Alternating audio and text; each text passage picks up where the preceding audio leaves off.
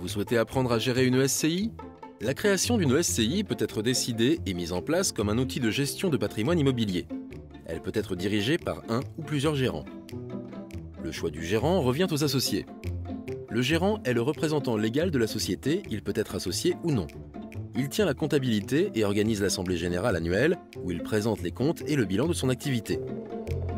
Pour respecter les obligations comptables d'une SCI, il faut tenir un relevé des recettes et des charges pour établir un compte de résultat, présenter le résultat à l'assemblée générale, conserver tous les documents comptables utiles, veiller à ce que les associés tiennent un compte précis de leurs apports et des bénéfices perçus. Il existe plusieurs façons de modifier une SCI.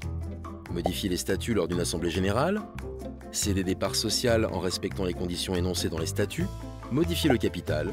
Le gérant doit ensuite informer le centre de formalité des entreprises et la publication de cette modification. Modifier la dénomination sociale. Pour mettre fin à une SCI, on a recours à la dissolution. Plusieurs motifs justifient une dissolution comme la réalisation de l'objectif. L'avis de liquidation si la SCI rencontre des difficultés à régulariser ses dettes. La liquidation judiciaire à la demande des créanciers. La gestion de la SCI est rythmée par la tenue des assemblées générales.